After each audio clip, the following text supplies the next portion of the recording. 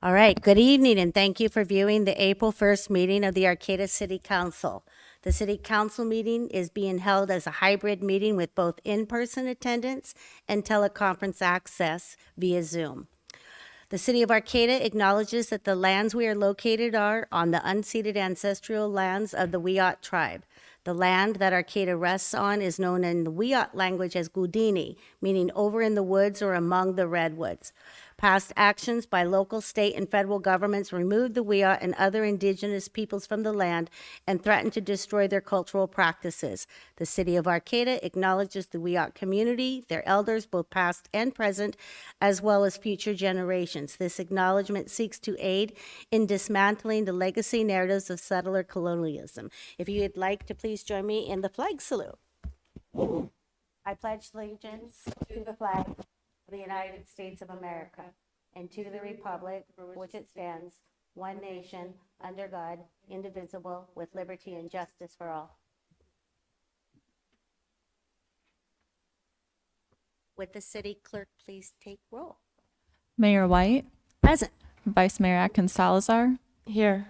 Councilmember Schaefer, Here. Councilmember Stillman. We will not be going back and forth, so if you are wanting to comment, please line up on the podium or raise your electronic hand as soon as the public comment requested for that item. So we now are going to ceremonial matters. A certificate of recognition presented to the students of Sunny Brae Middle School. And we have Asia Brunel, Asia Brunel, and students from Sunny Brae Middle School who will be accepting this in-person certificate of recognition. They did some fundraising, the elementary school, and Asia leaded the charge. Middle school. Okay, great.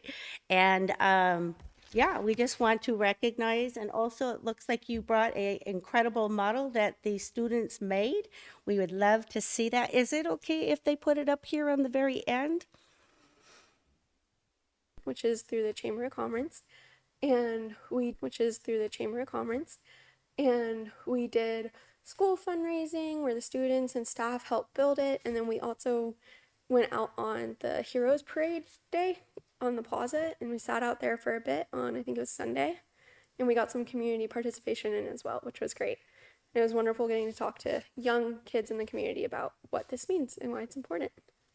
So yeah, thank you all. Thank you. And I'm just wondering if the students that built it and perhaps their families would like to stand so we can give some recognition. Thank you so much. Thank you so much for all the work that you do and for fundraising and for coming this evening. All right, so the next proclamation is in recognition of the young child. It's April 11th through 17th, 2026. And the recipient today would be Rodney, and I hope I don't mess this one up, Owen, which is the Executive Director of the North Coast Children's Services. Do we have Rodney here today to accept this award by any chance? I do not see Rodney. Okay. Well, we will be sure to get this to Rodney, and just want to thank them for all the hard work that they do at North Coast Children's Services. And that brings us to the next proclamation in recognition of Sexual Assault Awareness Month, April 2026. And today we have in person to accept that is Maki Hamar. Boy, you're really getting me tonight on all these names. And Mel Pena, and they are both from the North Coast Rape Crisis Team. And we would love if you could come up to the podium and say a few words.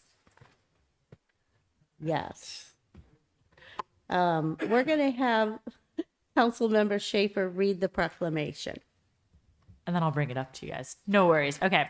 In recognition of Sexual Assault Awareness Month, April 2026, whereas sexualized violence affects children, youth, adults, and elders of all genders from different racial, cultural, and economic backgrounds with public health and social justice implications for every person in Arcata. And whereas staff and volunteers of the North Coast Rape Crisis Team provide 24-hour emergency response services to survivors and their significant others and believe that prevention and intervention are essential to a healthy community. And whereas no one person, organization, agency, or community can eliminate sexual assault on their own, but can, through collaboration and partnership, work together to support those impacted, improve response, and ensure that survivors are not re-victimized. Now, therefore, be it proclaimed that the City Council of the City of Arcata reaffirms its commitment to the North Coast Rape Crisis Team and its values: heal, help survivors by meeting them where they're at, empower them through their healing journeys, affirm their choices, listen to and believe their truths, and acknowledge that April 2026 is Sexual Assault Awareness Month. And that is dated today, April 1st, and signed by our Mayor, Kimberly White. And just thank you guys for being here. And, you know, just it's personal and unfortunate, but I work with a lot of teenagers and I work with a lot of high schoolers, and your guys' services have been so important to so many of my students' lives. And I just thank you guys for all the work you do in our community. So.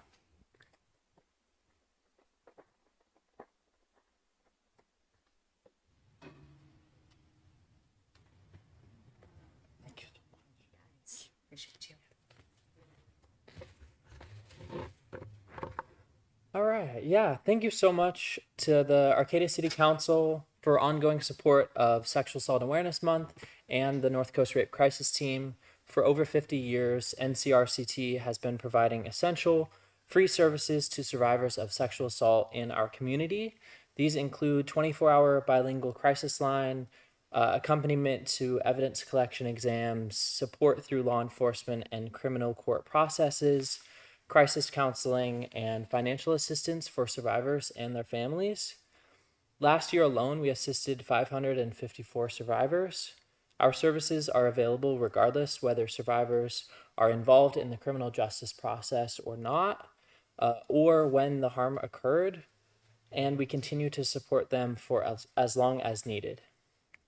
This work is not possible without our community partners, including law enforcement, the District Attorney's Office, Cal Poly Humboldt, College of the Redwoods, sexual assault nurse examiners, and tribal organizations.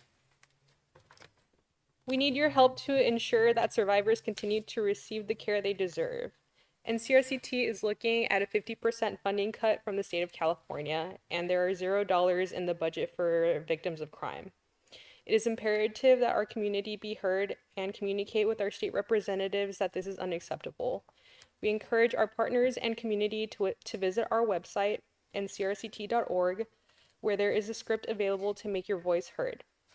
We also invite our community to attend our Dancing in the Rain Gala, an essential fundraising event on May 2nd at the Arcata Community Center. We would be honored to have the council join us as well. Thank you again for supporting our work and the survivors we serve, and I am happy to answer any questions the council might have. Thank you for the work you do. Thank you.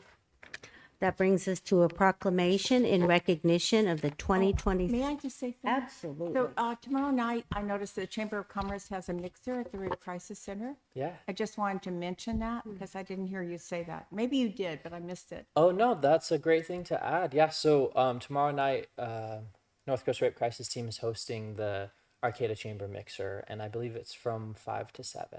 Yeah, 5:30. 5:30. 5:30 to 7. Yes, so thank you very much. I just Thank wanted you. to put that together while you were speaking. Thank you. I appreciate that. Thank you You're for that welcome. reminder, Alex. And that brings us to the proclamation in recognition of the 2026 Godwit Days Spring Migration Bird Festival, April 16th through the 19th, 2026. And certificate of appreciation will be read by Council Member Stillman. And I do not know who will Well, be I'm here. going to be accepting it. I thought you might be. Yeah. There you You go. want to hand it to me? No, I'll just, anyway. Godwit Days, we're in the throes of putting everything together. At this time of the year, we meet every Friday in order to make sure we have everything in place. And I do chair that organization at this time. So whereas about 96 million Americans enjoy observing, photographing, or feeding wild birds, and in 2022, U.S. Fish and Wildlife Service study found that bird watchers contributed about $107.6 billion to the U.S. economy, whereas Godwit Day's Spring Migration Bird Festival showcased the area's rich diversity of birds, normally attracting tourists from all over the United States and making Humboldt County a birding destination. Whereas an ecotourism continues to be an important contributing segment of North Coast economy. North Humboldt Bay is rich in estuaries and regional mountains and conifer forests and rugged ocean habitat, and offer a variety of bird species for viewing that surpasses that of total bird species counts of 40 states and 10 Canadian provinces. Now therefore it be proclaimed that the City Council of the City of Arcata hereby recognizes the Humboldt County business and residents who are participating in 2026 Godwit Days Spring Migration Bird Festival, as well as future birding visitors to the Pacific Coast. May this be inspiring to immemorate not only our birds, but our people that come here every year. And we always have new people are coming, so it's really quite exciting. And this is dated April 1st, 2026 on April Fool's Day, and Kimberly White, the mayor, has signed it. And I want to say thank you because the city of Arcata actually started Godwit Days, and they thought about how to have an ecotourism event in the county and in Arcata in order to really honor our marsh at that time. The birds were always here, but was unable to see them because we had a dump site down on South I Street. And I saw you turn your head like, really? But it's true. And there's Mount Trashmore, and where they call that Mount Trashmore, and that's where all the trash went. And then they had a pond, which is Clop Lake, but it was a leachant pond, which became developed, and the dirt from that mud came up onto the Mount Trashmore to cover it. And so for years we had tires, because a lot of people put their tires out there, would work their way up through the soil, but that doesn't happen anymore. So that's just a little bit about why the city, I think, thought of this. Their Economic Development Committee came forward with that vision, and the godwits is one of the most popular birds in migration at this time of the year. So thank you very much. Thank you.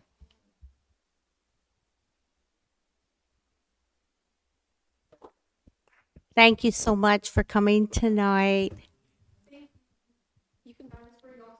Thank you. Wonderful. Yeah, we'll display it. Ooh. You as well. All right, so reports by commission or committees tonight. We do not have any. And do we have any staff reports at this time? No staff reports. So oral and written communication. The city council values your comments. The public comment period allows people to address the council on matters not on the agenda. This early section of public comment is limited to 15 minutes and speakers are limited to 2 minutes each. If you prefer to have the full 3 minutes of time for your public comment, this item is continued at the end of the meeting under item 12, where speakers are granted 3 minutes. Please note, pursuant to the Brown Act, the council cannot discuss or take action on items not listed on the agenda. The council may respond to statements. There will be a time to provide public comment specific to each item when that item is being reviewed by the council. Please make your way to the podium. My name's Jesse Almas. I'm a small business owner in Northtown, Arcata on G Street. And was made aware over the last week that the Hatcher House has relocated to a new location on F Street. Or I'm sorry, on 17th Street, right across from where Revolution Bicycle parking lot is. It used to be an internet building business that was there. I'm sure you're familiar with it, but it's been vacant for a while, and I think that they just started moving in recently. There's been a petition circulating amongst the business owners in Northtown, just in opposition to it. Really, the current property owner where they're at right now, leasing from, is a friend of ours or a friend of mine, and had breakfast with them this morning. It's been an ongoing saga with dealing with the public backlash from having them as a tenant. There's the local businesses that surround their current location on F and 11th is have just complained nonstop about defecation on business foot doorsteps, needles in the bushes, people camping, vehicles parked in stalls all around that shouldn't be there. So it's just I would urge the city to take a stand against that relocation. It's just not cited appropriately around the small businesses and in a neighborhood like that. So It's one of them. Yeah. Thank you. Thank you for your comment. Do we have anyone else in the public that would like to speak on non-agenda items? And if not, then we will go to Zoom. Yeah, we have one hand raised on Zoom. Thank you. Call in user 1, please go ahead.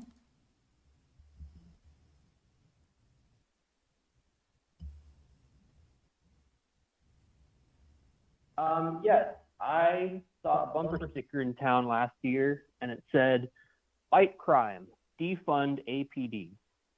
And I thought about it a little bit. And their blatant disregard for public health and safety, their blatant disregard for traffic laws and our laws in general, racial profiling and public intimidation. I think somebody should do something to address the lack of police accountability. Last Thursday, I was at Northtown Coffee on the corner of G and 16th. A day after I called in to the last meeting to complain about this very thing, a police car, had his lights on, went through the intersection, a four-way stop, had to be at least going 40 miles an hour through the stop. I called the non-emergency hotline to speak about it, and the lady seemed almost offended that I was talking about this. She said, "Well, are their lights on? Well, they're in an emergency. You're supposed to get out of the way." Well, hey, I've seen them almost hit people before, pedestrians and cars. They're opening us up to lawsuits. God forbid something happen while they're going towards an emergency and creating a new emergency. We either need to reroute them so they're not speeding down residential roads, or we should do something about this, because I don't want the people of Arcata to be stuck with millions of dollars in legal fees because APD is not accountable. Also, there are a lot of local business owners that are getting tickets for parking over and over again, and they're just trying to run their business. They're maybe 5 minutes late to move their car and they get an $80 ticket. That affects us. That affects everyday people. Why are APD units parking on the plaza for days on end? And then when we complain about it, they just move to the red zone. Thank you for your comment. Your time is up. Do we have anyone else on Zoom? No, we do not. Okay, so that brings us to the consent calendar. All matters on the consent calendar are considered to be routine by the City Council and are enacted in one motion. There is no separate discussion of any of these items. If discussion is required, that item is removed from the consent calendar and considered separately. A, approval to waive reading of the text and consent to read by title only for any ordinance on this agenda. B, approve the minutes of the City Council special meeting of March 18th, 2026. C, approve the minutes of the City Council meeting of March 18th, 2026. Biweekly report on disbursements. And E, approve an application for grant funds from the California State Coastal Conservancy for the Jolly Giant Creek and Butcher Slough Coastline Resilience and Restoration Planning Project, and authorize the city manager to execute all applicable documents. F, requests the annual engineer's report and preparation of notices to declare the city's intention to continue the levy and collect from existing assessment districts to include Mad River Parkway Business Center, Windsong Subdivision, and the Janes Creek Meadow. G, authorize staff to investigate and potentially issue a request for proposal and RFP for redesign and update of the Visit Arcata website. And H, approve a contract amounting to $11,890 with North Point Consulting Group Incorporated for the engineering services for the First Street Lift Station Improvement Project for a total not to exceed $182,200, and authorize the city manager to sign documents. Would any council member or staff like to remove an item from the consent calendar? I'd like to remove F and G. Okay. And do we have any members of the public waiting to comment on any of the consent calendar items? If so, please make your way up to the podium or raise your hand on Zoom to make a public comment on the consent calendar items. Hello, my name's Joanne McGarry, and I had a chance this time around to take a look at the biweekly disbursements. And while a lot of them make sense to me, and it's interesting, the amount of checks written for various things from stationery to porta potties on a biweekly basis that the city needs to pay for. I just do think the porta potty issue, as has been brought up before, I'm just curious with the amount of money we spend on these rentals, what it would cost for us to install more permanent and better things. And I'm not talking about an expensive Portland loo, but up at Carlson Park, it seems they have something that might work. And so I just think the idea of renting porta potties for ongoing use by the city is something just to look at to see if it's really cost effective and if we couldn't do it a different way. Thank you. Do we have anyone else? There are no hands on Zoom. Okay. So may I have a motion to adopt the consent calendar with the exception of items, remind me, is it E and F and G? Okay. I'll make a motion to approve items A through E and H. Second. Okay, we have a motion from Councilmember Schaefer and a second from Councilmember Stillman. Is there any discussion on the motion before we vote? Okay, so all those in favor? Aye. Aye. And I vote aye, so motion passes. And those items. Sure. So on F, I just had a question about the funding for the assessment districts. I noticed that in all of the districts that we're approving this time, there are far more expenses than we do collect revenue for those expenses.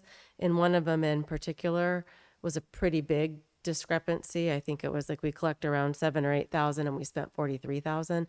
And I was just wondering, I know there's rules and regulations on how we collect money, but is there a way that we can have our revenues possibly take care of the expenses? Like, how would we go about that? Or is this just the way it is?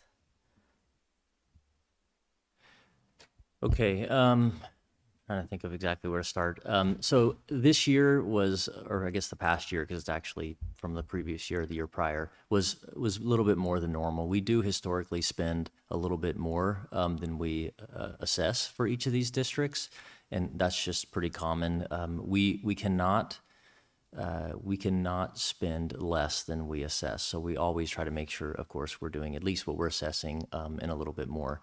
But for Mad River Parkway, it was a little bit different because of Carlson Park and some of the additional improvements we did out there. So there was some more work, and there was likely a little bit of work tied just outside of that assessment district pertaining to like the creek access and the pickleball courts. So that number probably is a little bit higher than really maybe realistically what it should be.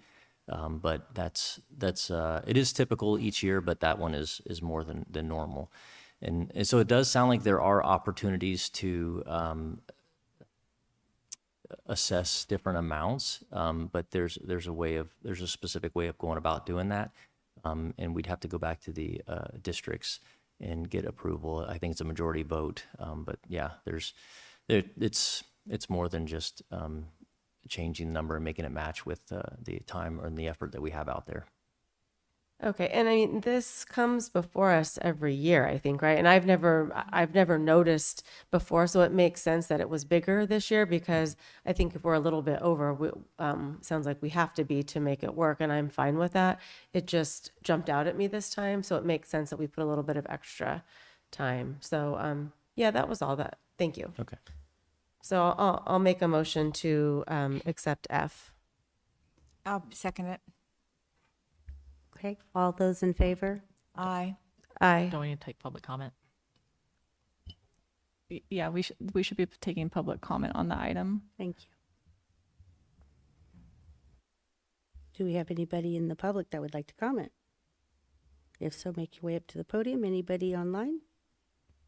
No, we do not. And I'm sorry I didn't hear the vote. So if you could please repeat it. So all of those in favor? Aye. And I say aye, so motion passes. Okay.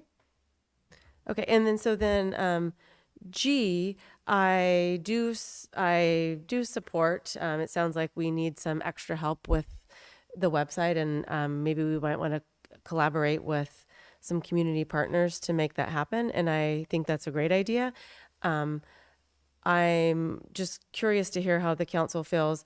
For me, I'm okay with like conversations and trying to figure out how we might want to move forward, but I'm a little hesitant to attach any money to it at this point, only because, and it has nothing to do specifically with this, but I've brought this up before. We have this economic strategic plan that's out, and we're going to get a lot of feedback and guidance on that.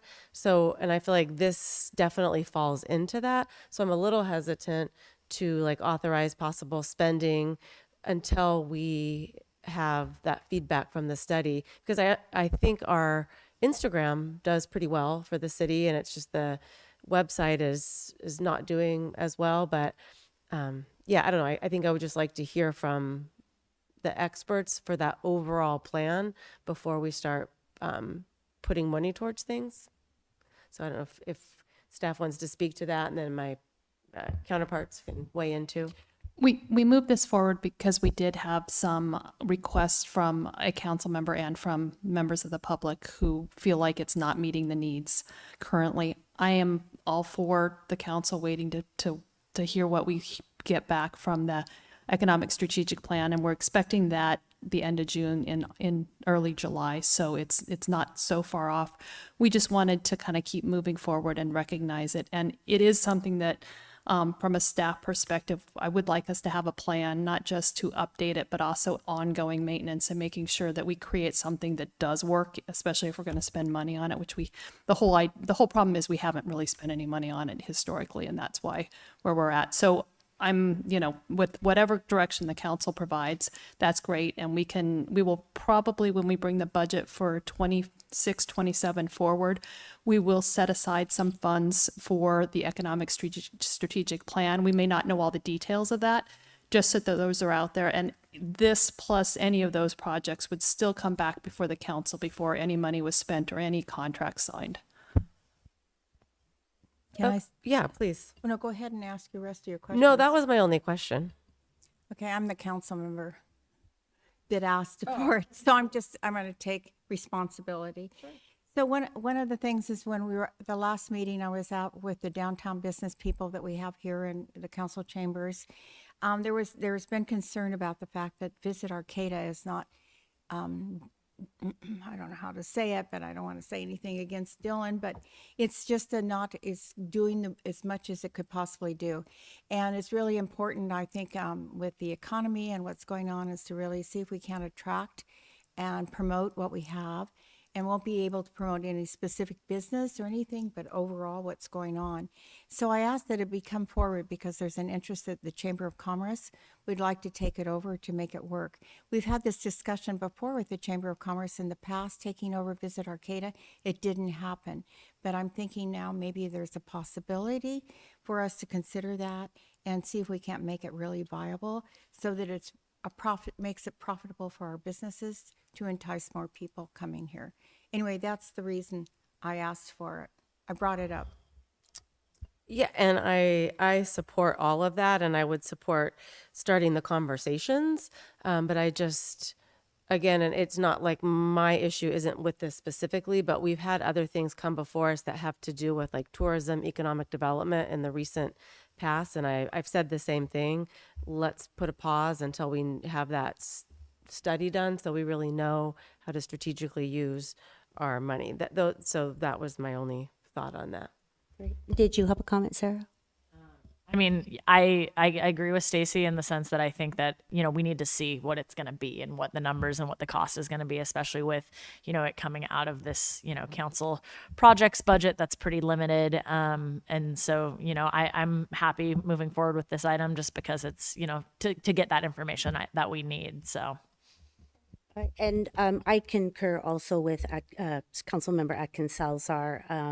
Let's wait and see what those numbers look like when we come back. I'm sorry, did you want to say? Excuse me. And also just wanted to say, I am excited about it. I think we need to think out of the box. I think we need to include more than just downtown, but we have North Town, we have North Arcata, we have all of Arcata, and I'm excited that we can be very, Arcata's kind of a quirky little town, and so we can have some fun with it, and as I said, think out of the box. But again, I do concur that let's wait until we get the strategic economic plan completed, and June or July is not that far off. Can we give you direction? Do you need a motion? What are you looking for? Well, I can just make a motion, see how you all feel about it. I was just planning to make a motion on the first part and leave, so just to say, I'd like to move that we investigate options for redesigning and updating the city-owned Visit Arcata website, and if deemed appropriate, bring the request for proposals back to council after the economic strategic plan. Yeah. Second. So I'm just going to comment on the motion.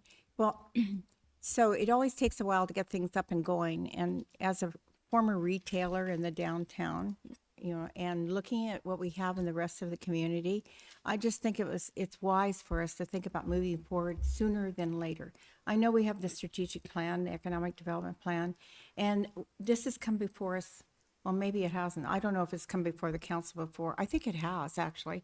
And we talked about it and we left it where it was and with the city. And I just think we have to be more forward thinking and figure out how to actually promote more. I see the city manager wants to speak to this. Yeah, Mayor issue. White, if I could just add to, updating a website and staying on top of it for tourism and marketing is a huge effort. $25,000 is actually a small part of that. We had some initial numbers that the chamber threw at us for doing that work, which were around 50,000. Our hope was to couple this funding with additional funds. Looks like winter's back. To couple this with additional funds and seeking out perhaps additional funding from the Humboldt Lodging Alliance or others that could help partner to bring this website forward. So overall, this is a small piece. And if the council were to approve this, then staff would look at these projects and do an informal solicitation process to move that forward. So the question is, actually, one other thing I would mention too is in talking to folks at Humboldt Made and others with their downtown business group, they really characterize the Visit Arcata site as one of the worst tourism and marketing websites in the county. And so really our hope was to get a jump on this and to bring that forward and put those resources towards it. And so Thank you for that comprehensive overview. We do have a motion on the table. Can I just say one more thing absolutely. to Alex's point too? I think it's already too late in your sense that like if we want to be quick on this, we should have done this back in January then to have a website ready by tourism season. And so like this is, if we even go forward on this, it's not going to be ready by, attracting people to Oyster Fest, attracting people to North Country Fair,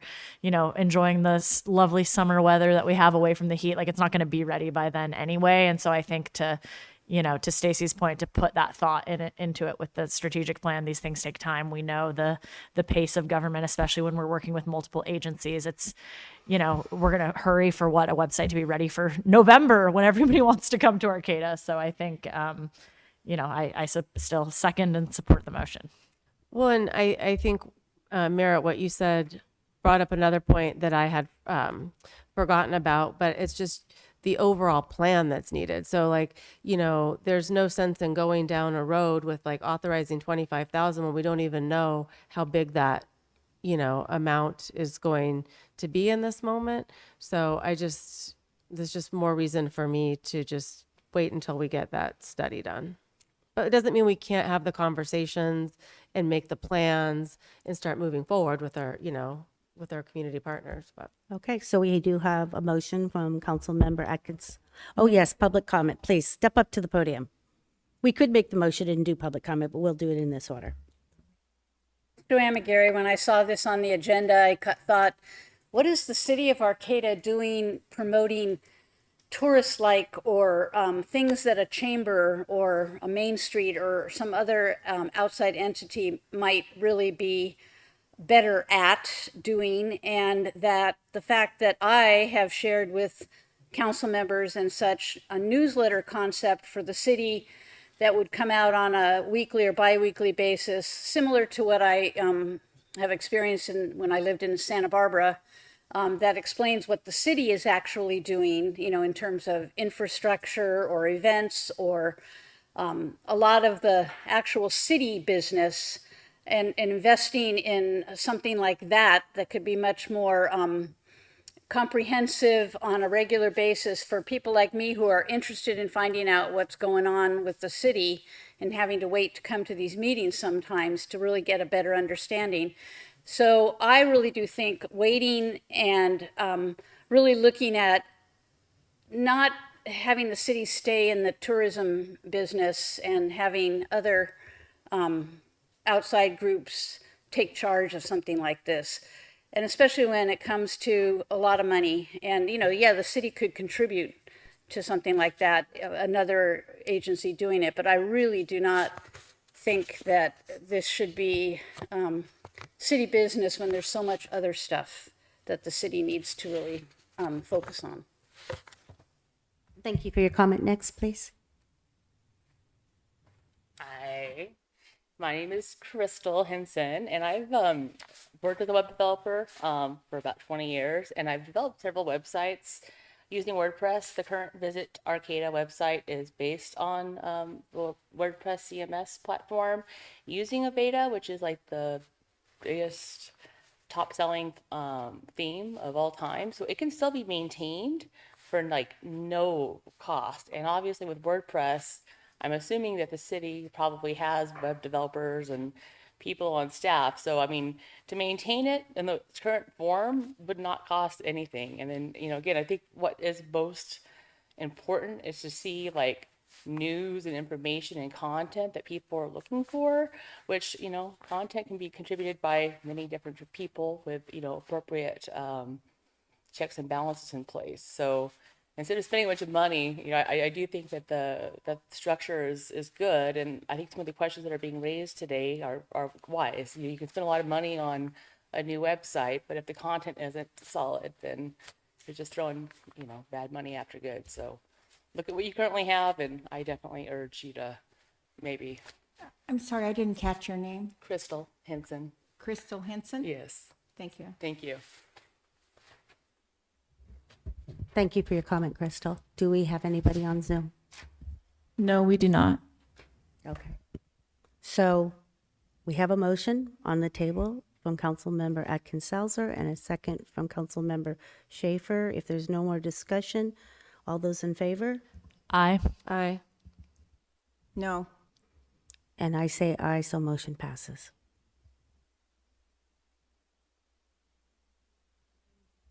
To new business now. We have a public hearing on city staff vacancies and the city's recruitment and retention efforts to comply with legal obligations, Government Code Section 3502.3. Can we have a staff report from Human Resources Administrative Services Director Kira Vink, please? Yes, good evening. Happy to be here. It is required by law and our city policy that we have a presentation once a year about the city's vacancies and recruitment and retention efforts. And so this is that presentation for you all. So just a little information about our workforce in general. So we have 136 authorized full-time positions. And one of the requirements is to let the governing body know what types of services that we render to the public by these positions. And so some of them are water, wastewater services, public safety, streets and roads, recreation, building and engineering, community planning, parks, forest, and green spaces. So over the course of 2025, we had a total of 23 vacancies. We filled 20 of those positions. We had a staff turnover rate of 16% and a monthly average vacancy rate of 4.7%. So many of the vacancies, I'll go into that here in a little bit. Talk a little bit about why we have the vacancies. So one of the requirements is to present this information for each bargaining unit. And we have 3 bargaining units within the city. We have the Arcata Police Association, Operating Engineers Local 3, and then a 3rd bargaining unit, which is unrepresented for management and confidential. So in December of 2026, the Arcata Police Association had 3 vacancies, Operating Engineers had 1, and management had 0. All bargaining units were well below the 20% vacancy rate for 2025. If a bargaining unit is above 20%, then there's additional information as well as an opportunity for the bargaining representatives to present to the council. So the vacancies were in December of 2026, Community Development Specialist 1, 2, which is in obviously community development, Juvenile Diversion Counselor, and Police Services Assistant, and Police Sergeant.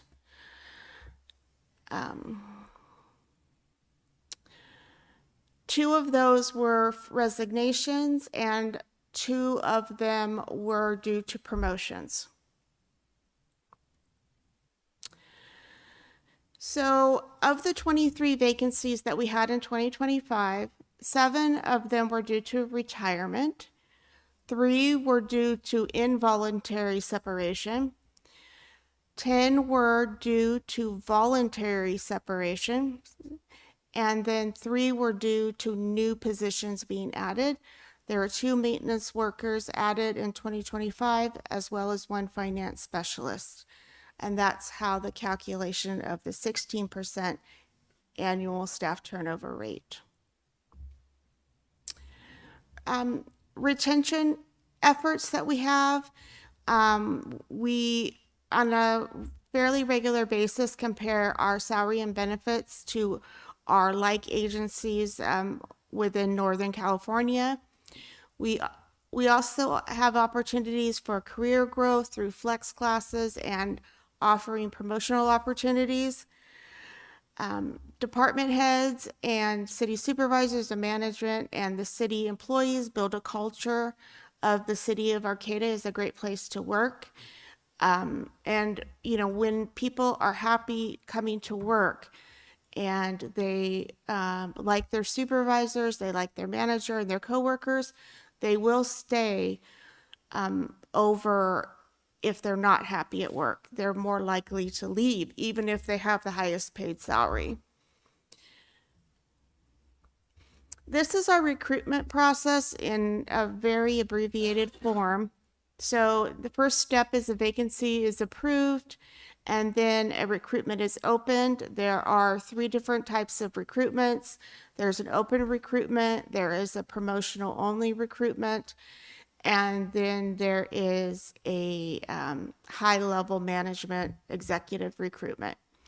Eligibility lists are established based on the qualifications of the applicants, and that information is sent to the hiring department. Testing and interviews occur, and as part of the selection process, and then a contingent offer is made, and then the individual goes through a background process, including certain positions of medical, and then a formal offer letter will be issued with a start date for the new hire.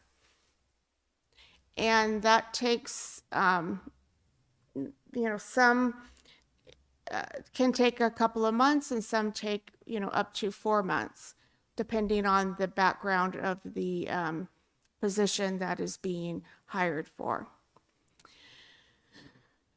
We always look at our policies and procedures and how we're recruiting to take away any obstacles that we may have.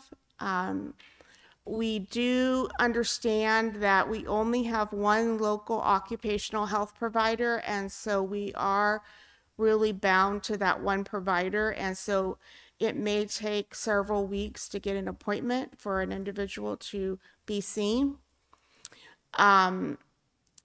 Unfortunately, we've had discussions with the provider as well as other entities, governmental entities in this area, and there just isn't another provider available at this time. So we've looked at a number of different options, but just haven't been able to overcome that one.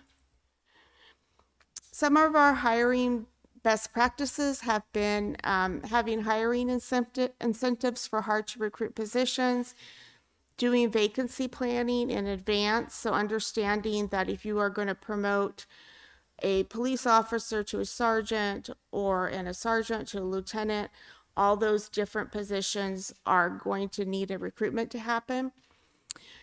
We also have done some overhires and double fills in order to make sure that there's a smooth transition when one person who has a lot of institutional knowledge is leaving, to make sure that the new person, is able to hit the ground running.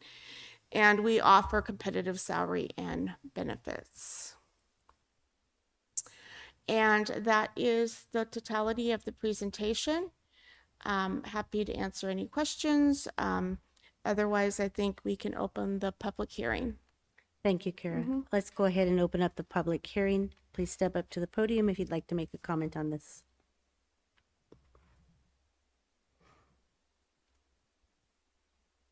Hi, my name's Joanne.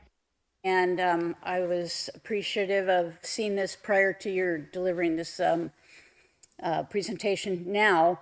And trying to think about 136 full-time positions, and the vast array of where those people work for the city at.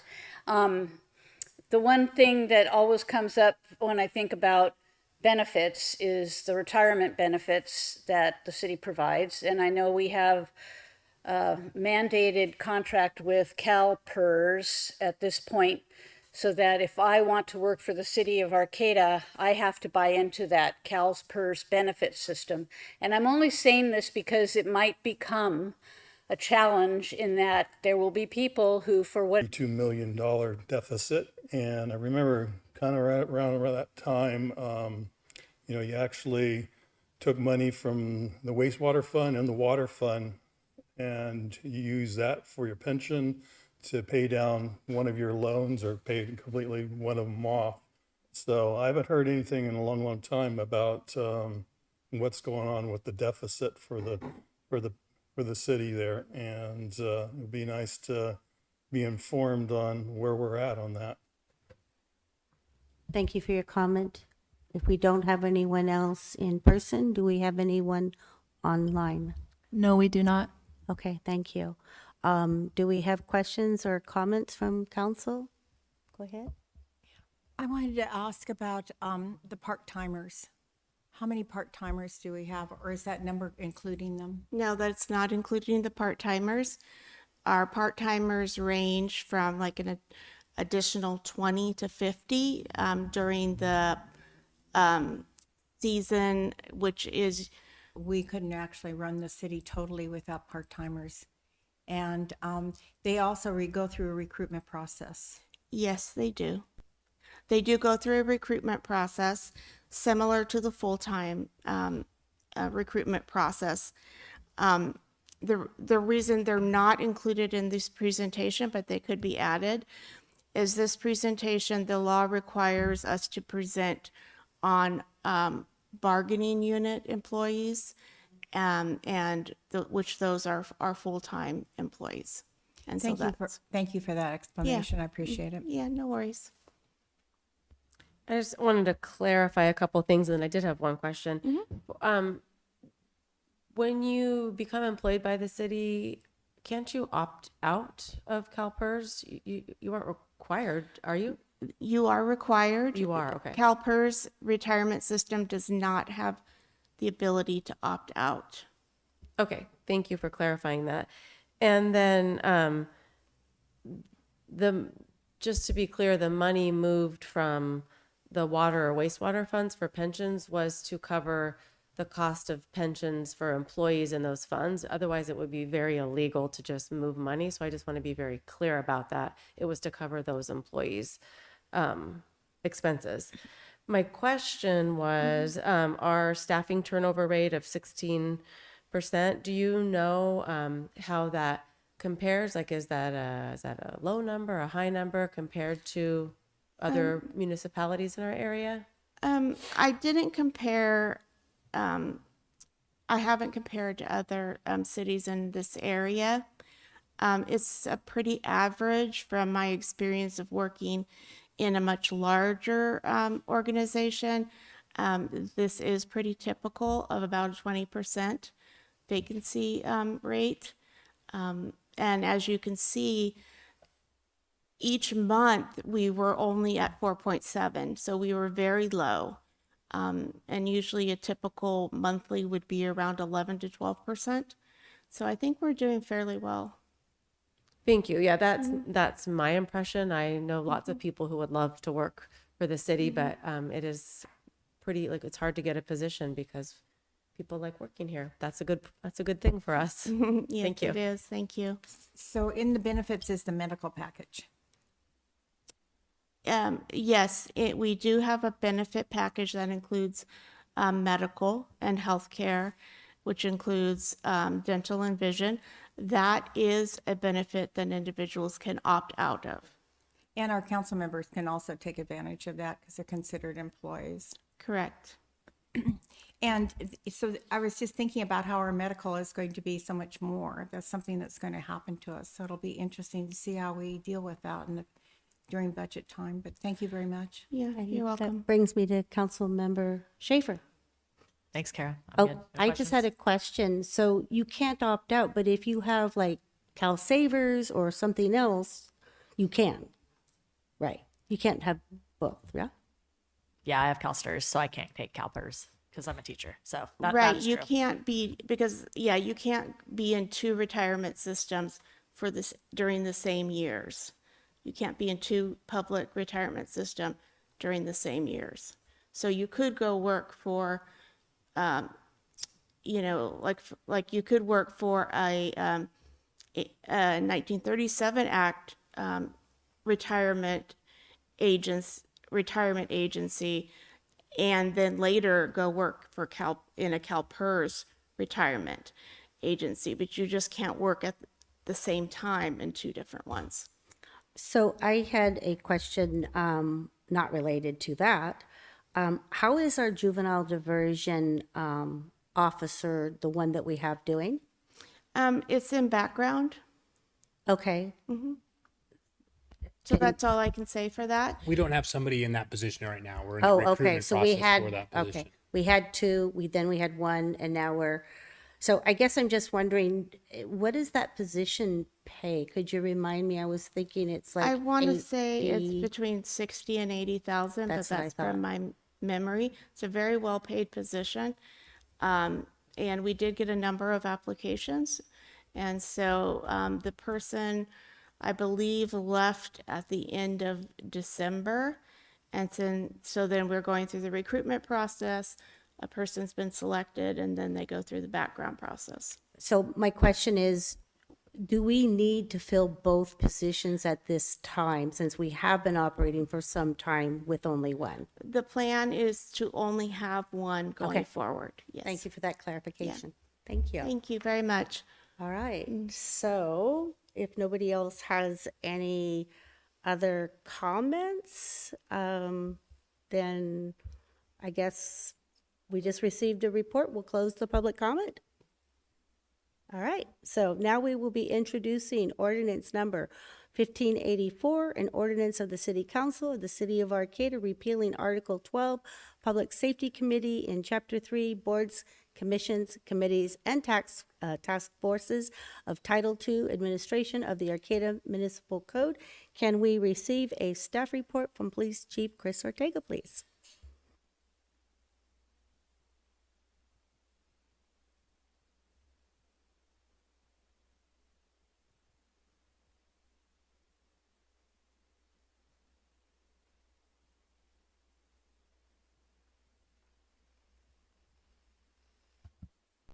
Well, good evening, Mayor White and council members. This item introduces ordinance 1584, which would repeal the Public Safety Committee from the Arcata Municipal Code.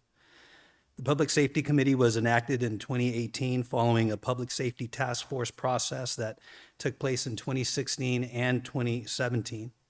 That task force was created to better understand community public safety concerns and develop recommendations for how the city could improve public safety outcomes.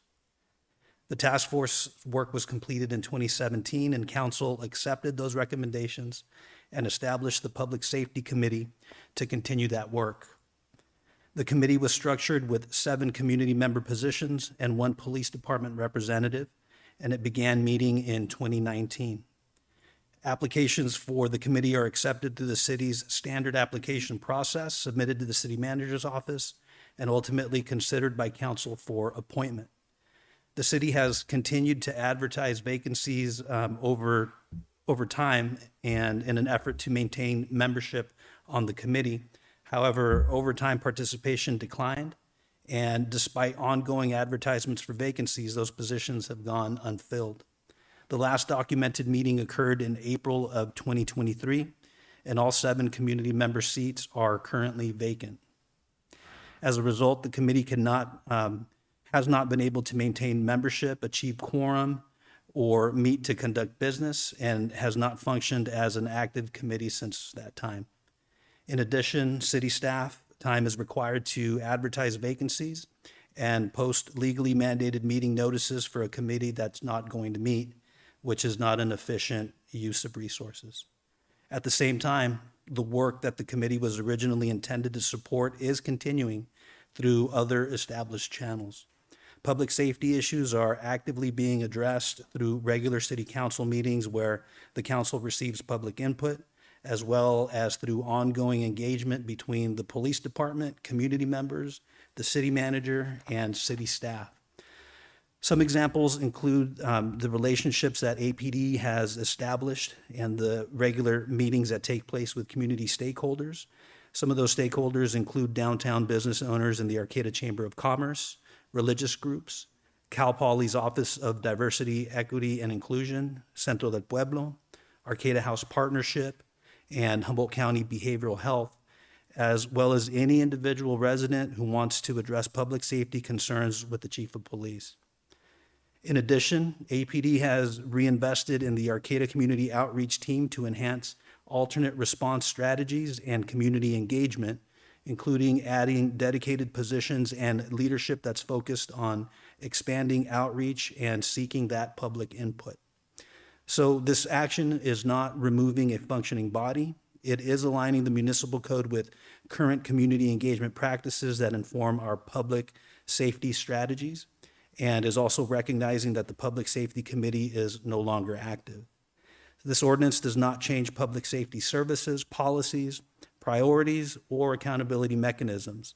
It simply updates the municipal code by removing a committee that is no longer active. I'm happy to answer any questions. Thank you for that background. So, do we have any questions from council? Maybe I'll start on the right this time. No, I don't have any questions. I have some comments, but maybe I'll wait till after public comment for those. Would anyone else like to comment? Otherwise, I'll open it up to the public. Okay. Please step up to the podium, and then we'll go to Zoom. Hi there. Good evening, council. My name is Crystal Henson, and I am currently the owner of Creamery District Storage. I'm here today to address the city's proposal to eliminate the Public Safety Commission, a move that effectively removes one of the few remaining layers of oversight for a organization that has a history of being engaged in predatory and procedurally deficient enforcement. I have decided recently to make the decision to close my business here in Arcata, mostly due to some hostility tracing back 5 years ago when the Gateway District was first launched, and when former Mayor Brett Watson stated their hatred for mini storage as a business. So for the past few months, I have been subjected to selective enforcement while active safety hazards around the area go ignored. And so far, the message from the city is clear. You or your tenants are targets and not partners in Arcata. To illustrate the level of administrative issues and incompetence I've been dealing with, on Monday, March 16th, my lawfully parked vehicle was in front of my business and was tagged with like a 72-hour sticker, even though I had just parked in front of my business, and there was a receipt on the dashboard showing that I had just parked there. The officer had been told that my car, belonged to me and was just there. And basically, I called Arcata Police Department, talked to Sergeant Johnson, and then the next morning at 7:22, I had 4 Arcata police vehicles at my fence line, kind of showing that they're willing to escalate by any means necessary. On that same day, a letter was mailed, although I didn't receive it until March 27th, basically saying that I can request a public hearing and that, I need to be compliant.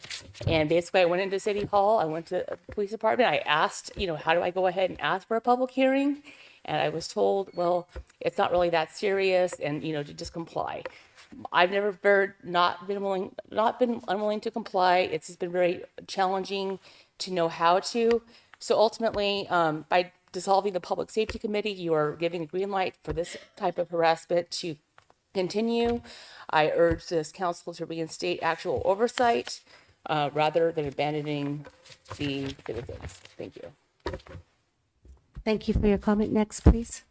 Okay, I'm going to address, we all know that you're going to get rid of the committee, so I'm going to address what your alternative is to come to the city council. Go to the city manager, go to the police. And for over 5 years, what I've been trying to do is exactly that with the muffler issue. And, I went to our prior city manager, finally at the very end when he's going to retire, admitted that, hey, if you had been nicer with us, worked with us, complimented us more, we would have done something for you. But we didn't do anything in the past. We haven't done anything in the present, and we're not going to do anything in the future. And she was right on about that. And what about our former chief? I sat down with him when he started his tenure as the chief and sat down, what are we going to do about this? And it's like the same thing. Oh, we need more officers. Oh, it's going to take a lot of time. So in fact, when you were fully staffed, when I saw him, when you had, the cancellation of standards of coverage meeting, he was in the back here and he said, oh, that's Chris Ortega's problem. That's not my problem anymore. So it's like, what is it with you guys that, this isn't your first rodeo here. Everyone except for Kimberly has been on the council 2 times. You took an oath to uphold the laws of the state of California. You absolutely know that this is a law and you're not doing anything. You don't ever back me up on this. And, I waited for Merritt to join the team and I thought he might, throw some little magic on this issue and take care of it. That didn't happen either. So, I am just like in shock that nothing can be done about this. I ran into our former chief grocery shopping. I said, hey, what happened in the last 5 years, on this issue? And you're retired now, tell me. And he said, well, it's just a lot of paperwork and a lot of officers. And you know what my answer to that was? I said, take a look at the city of Eureka, 233% increase in traffic stops because in Humboldt County, we're just about the worst. Too many people are getting killed on bicycles or injured. And that's what I said to Bart. And he said, you know what? They got a new chief there. I guess he's making things happen. So that is my advice to you right now is to make some things happen because your excuses are just pathetic. It's just, I tried the whole system to work with you. It isn't working. And if you're not up to upholding the law, then you shouldn't be on the council and you shouldn't be over here. You need to uphold the laws. That are the laws. That's what the state requires. So do your job. Don't give me excuses. Just complete the mission. You know, it's not a very difficult thing to do. So let's see you do it. Thank you for your comment. Next, please. Hi, my name's Joanne McGarry. I had the opportunity to attend some Public Safety Committee meetings when they were held over at the library conference room, and Chief Ahern was here. And I recognize why that committee was created at the time.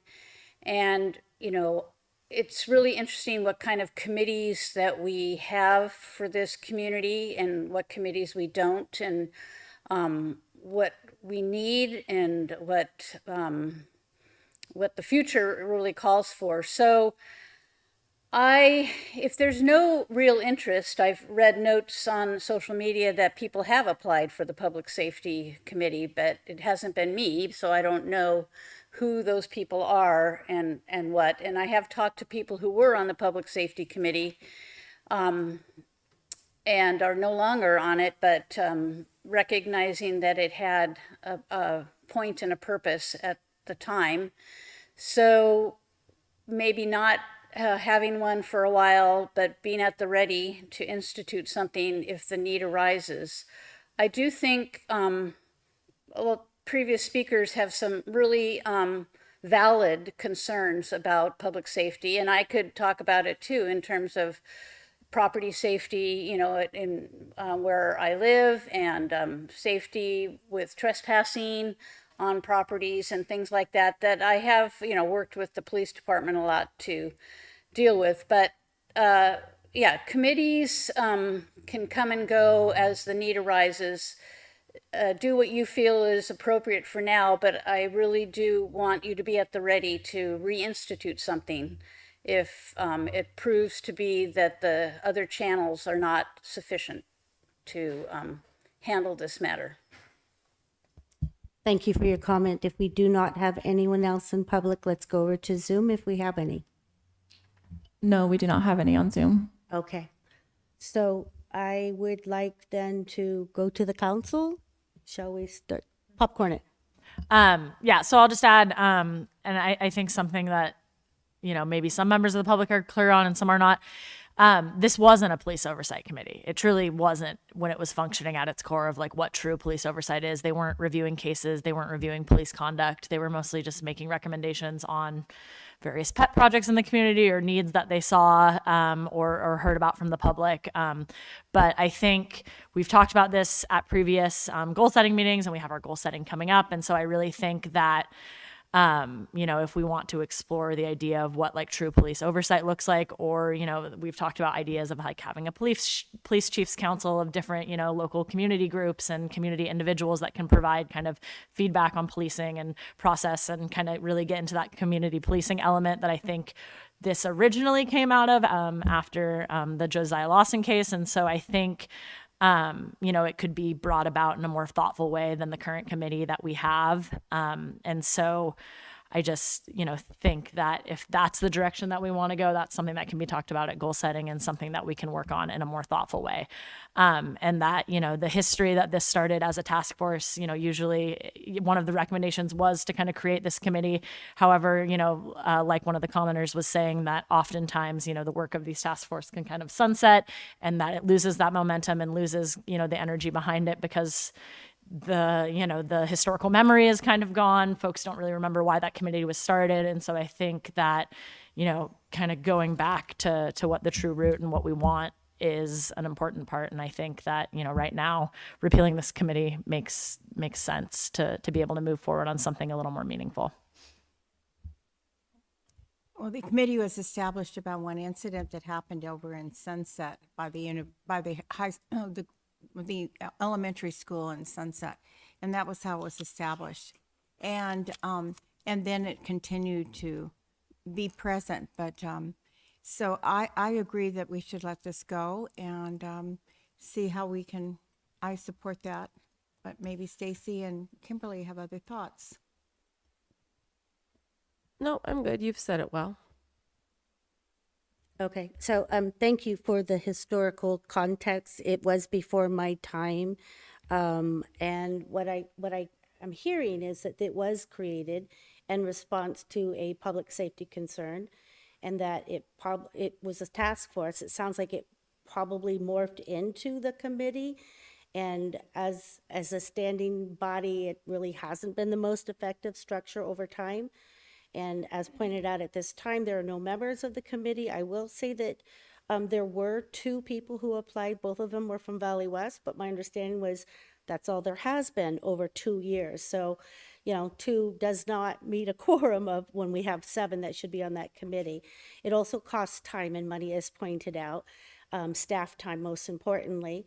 And moving forward, I think that we can continue to provide clear and focused ways, as brought up by Chief Ortega and other council members, for the public to bring forward safety concerns.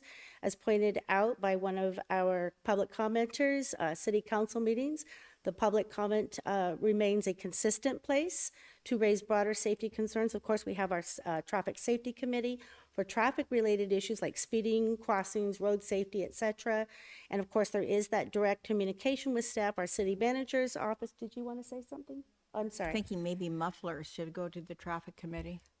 Okay, that's a great idea. Let me try to stay on track here because I will lose my train of thought. Through the city manager's office or the various individual departments accordingly. And then, of course, we have the city reporting tools. You can get online, you can call, you can submit your concerns, you can get follow-up, and we can do periodic community forums. The APD does an annual, I believe, or biannual, or maybe it's even quarterly reports that bring in information on public safety. And, as brought up, we could possibly, if it needs, we can bring in a task force if there's a particular issue that does need to be addressed. But right now, I do concur with the rest of council. That was a lot of words. So yeah, do we have a motion? Sure. I'll make a motion to introduce ordinance number 1584, an ordinance of the City Council of the City of Arcata repealing Article 12, Public Safety Committee, Chapter 3, Boards, Commissions, Committees, and Task Force of Title 2 Administration of the Arcata Municipal Code, and waive reading of the text and consent to read by title only. Second. Okay, so we have a motion from Councilmember Schaefer and a second from Councilmember Stillman. And all those in favor? Aye. Aye. And I say aye, so my motion passes. All right, so that brings us to oral and written communications. The council values your comments. The public comment period allows people to address the council on matters not on the agenda. Speakers will be limited to 3 minutes each. Please know, pursuant to the Brown Act, the council cannot discuss or take action on items not listed on the agenda. The council may respond to statements. If you are in person and wanting to give a public comment, please line up at the podium. Please raise your hand if you are on Zoom webinar, or press *9 if you are on the phone. Line up, and if you would like to make public comment. When we move to online public comment, I will ask the city clerk how many hands are raised on Zoom, and then we'll proceed with that number of people that are called at that time.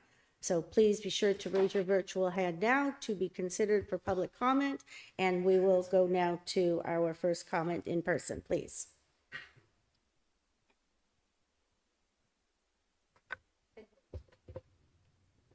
You want me to start, or is Alex coming back? How do you want to handle this? Go ahead, we're ready for you. Okay. I want to comment on that gentleman that was first spoke about the needle exchange business going into Northtown. That actually is on 16th Street between H and G, and it's got 2 residents on either side of it. So how would you like if you had a needle exchange right next to your house? It's not a very appropriate place to do it. And as he pointed out, there's reasons why they're moving there, because the landlord has decided doesn't like the activity that's been going on in the parking lot behind, I think it's Barnes and the jog shop there. I've done a lot of walking at night and seen some of that activity too. So you guys have set up goals to make our city safer and more secure. And I just don't think that that's going to be a good thing for Northtown. It seems like we already know it's a problem where it's at, and it's getting pushed to Northtown. So thank you very much for that one. It's like there was an older woman that had a petition going around. I know she's been going to the businesses, but I read on some information That exchange business, basically, it's not allowed in Eureka. It's not allowed in Ferndale, not allowed in Fortuna. That's what it said on the paperwork there. So you're allowing it, and, you need to be thinking about where, I'm not against the idea of having that sort of thing, needle exchange, but it's just unbelievable that where it's going. And I'd like to point out that location also has zero parking. I know about it because of the process that I went through with a historical house, that a requirement that we had to have a lot of extra parking. And, it's remarkable to see, they have rentals above it that they come over and just leave cars parked there for months at a time. And now you're going to have a business downstairs that has zero parking, and they have a van. They're going to have to park that needle exchange van someplace. And I think the reason why the bike shop's a little concerned, because the parking lot behind there is going to turn into something, undesirable. And that's what Eureka found out, that the reason they're not allowed, that I've heard, is that a lot of drug dealing was going on at the same time. So I don't know what to say about you guys. It's like you don't follow the laws that we have, and then you tell us, you're going to improve our neighborhoods, and I mean, you're creating a friggin' disaster. So hopefully, maybe there'll be a miracle, but I doubt it. Thank you for your comment. Yes.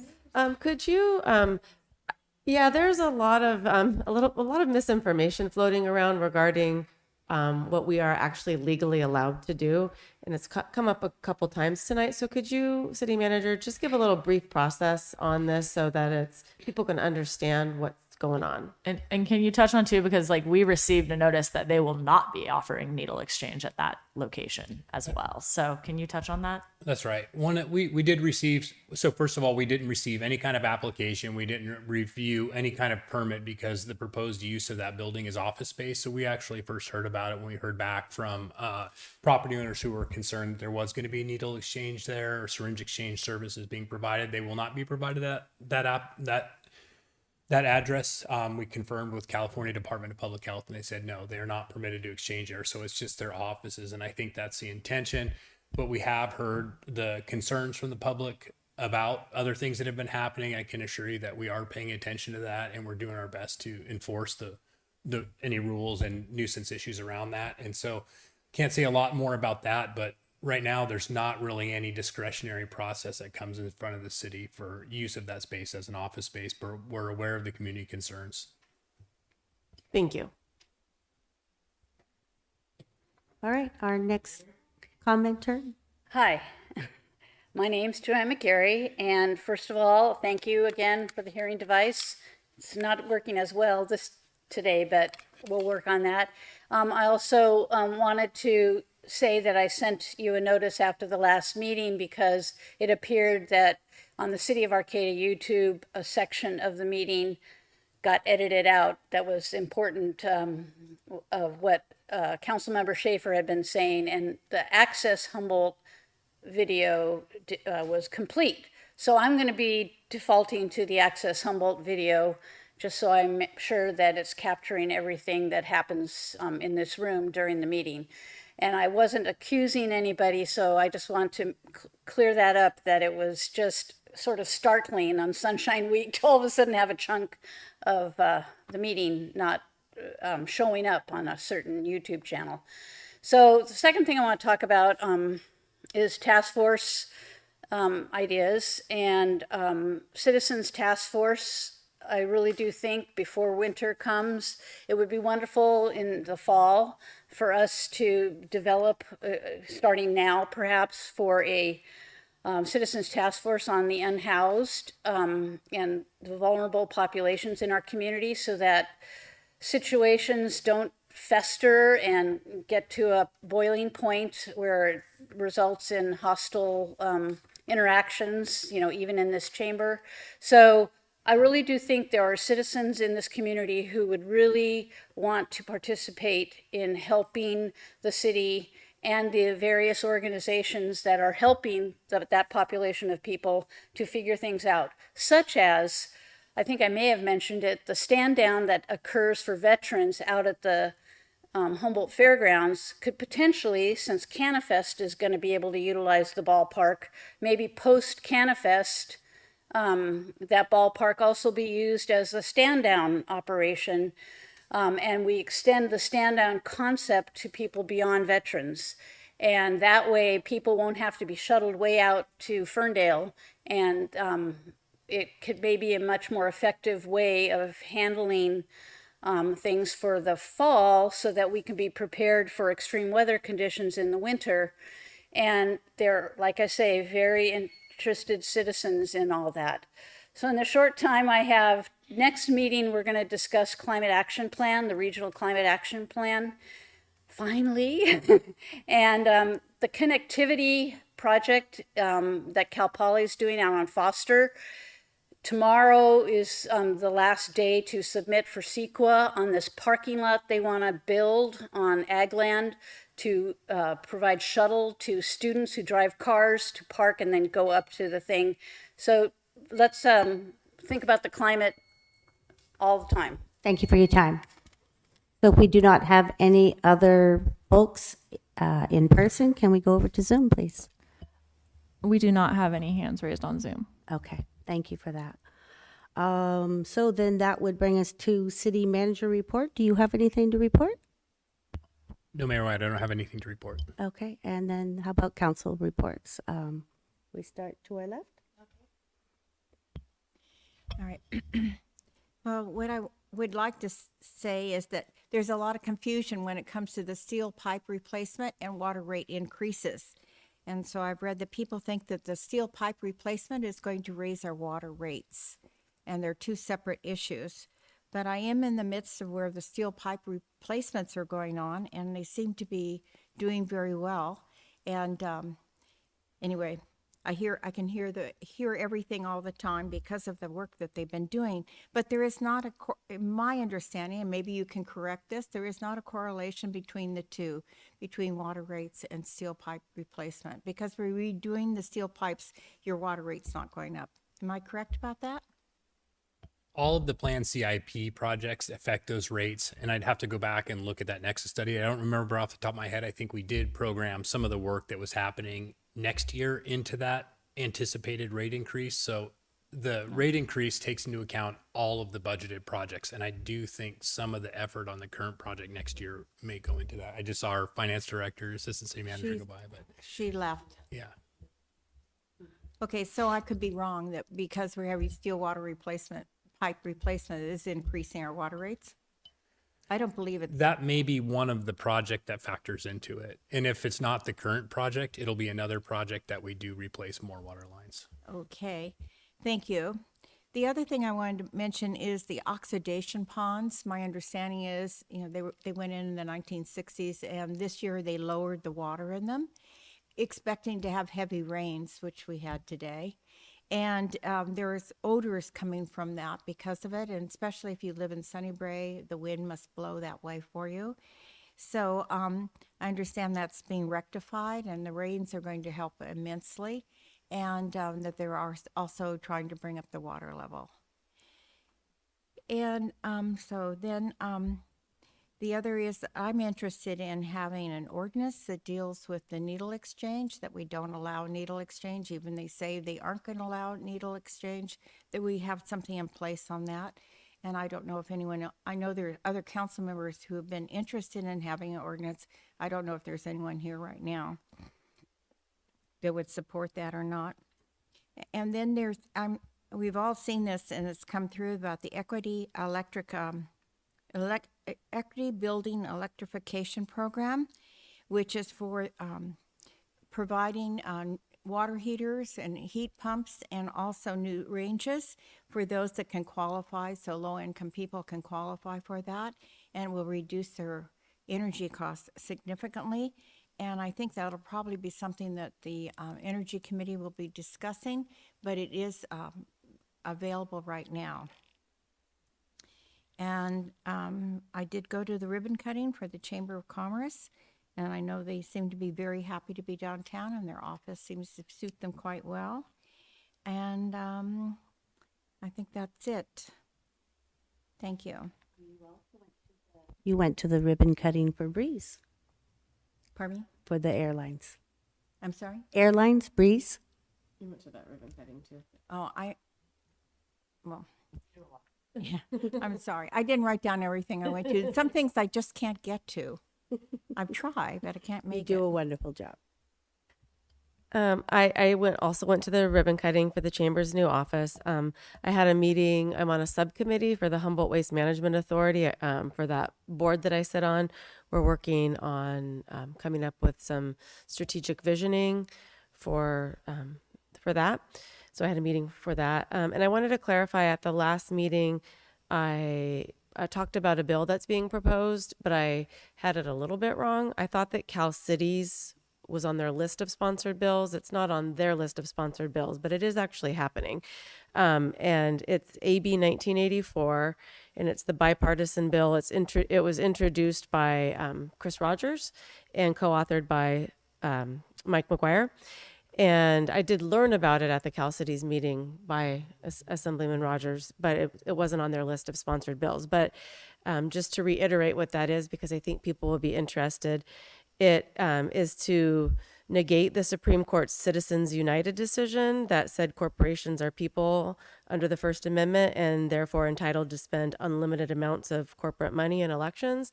So it doesn't roll back that whole finding, but it's trying to take the corporate money out of elections. Montana is putting something similar forward. And I think the thing that was really cool that I shared last time, and I'll share it again, is this is bipartisan. It was at like 80% support rate, which is just unheard of. So I think that says that for as much disagreements as we all have about everything, there seems to be some agreement on that. So I think that's good. And that's it for me. I had a Redwood Coast Energy Authority meeting, and if you read the Lost Coast Outpost, you might have a lot of questions, and so I'm not going to go into that now because it's very too technical, and I would need like some graphs and charts and information, but if you'd like to talk to me about it, I feel like I could explain it to you very well. Also, one thing that maybe I would request to be on the agenda, but we've had the offer of our legislative manager at RCEA to give a presentation about what I've talked about at a previous meeting, which is PCIA, the power charge and difference adjustment, which is basically like an exit charge that PG&E puts on your bill if you opt into a CCA. And so other states have similar things like this, but for some reason under PG&E, ours never sunsets and you're just paying that charge forever. And so there's definitely some work in the legislature at the state level to try to combat this and, work with the investor-owned utilities to figure out a way to sunset it. And again, our lovely Assembly member Rogers has been working on this as well. But RCEA has put together a good presentation and wants to go around to the different municipalities and give it just so that we, as council members can be aware of what's happening in the legislature and how we can, kind of help advocate to take a deeper look at this charge and really, get that money back to people, especially at a time where power bills are so high. So I can help facilitate that, but just another interesting conversation taken there. And if you have questions about RCEA, ask me. Thank you for that. Let's see, I attended the Small Business Development Center Disaster Preparedness Workshop for businesses. We had our guest speaker, Fire Chief Chris Emmons, and others. I also attended the Equity Arcata. I attended the Humboldt Equity Consortium today. We had guest speaker Brenda Perez, who spoke about community safety and preparedness in response to ICE presence and related challenges. I also had the honor to present what life is like in Humboldt and to be a resident of Arcata at the Cal Poly Humboldt Spring Preview. I think that's, and I attended HCOG, and I think that's all I have. Dates of future, did you want to say something? I just wanted to mention, I should have mentioned this, that our hydrogen buses, we have 3 of them that are, I don't know if they're here, but they were working their way across the country from Alabama to reach here. And you might be able to, I think they're going to be parked because there isn't enough room at HTA right now, parked over at Murray Field. So when you're driving to Eureka, you may be able to see the new hydrogen buses there. But it's very exciting to think that we're going to altogether we'll have 13, but they're slowly but surely arriving. Oh, and they test them. Can I tell you how they test them, or you Sure. can just No, go tell me ahead. to be quiet? They take the buses and they fill them with a big big containers of water, so they can really stress them out.